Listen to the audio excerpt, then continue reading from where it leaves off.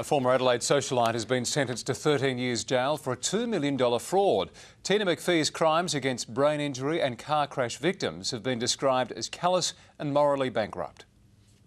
For 6 years, Tina McPhee embarked on a relentless, calculated campaign to steal money she was entrusted to preserve. Today, the former AMP financial advisor was sentenced to at least a decade behind bars. I think it sends out a strong message that this type of crime won't be tolerated. Two of McPhee's victims entrusted the 40-year-old to manage their brain injury compensation payouts. The other 4 victims were children, compensated over the deaths of family members in a car crash. Your offending was so persistent against 6 helpless and trusting victims, it's hard to accept the sincerity of your claimed remorse.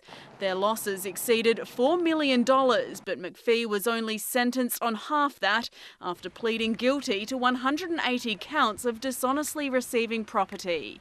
You are a callous, morally bankrupt woman. It's difficult to conceive of a worse or more serious breach of trust.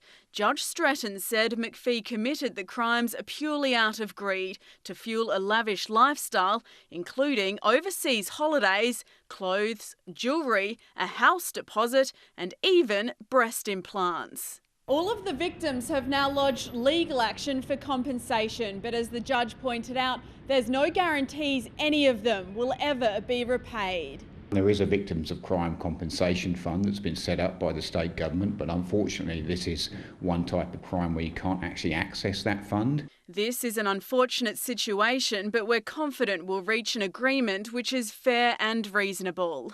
Kim Robertson, 9 News.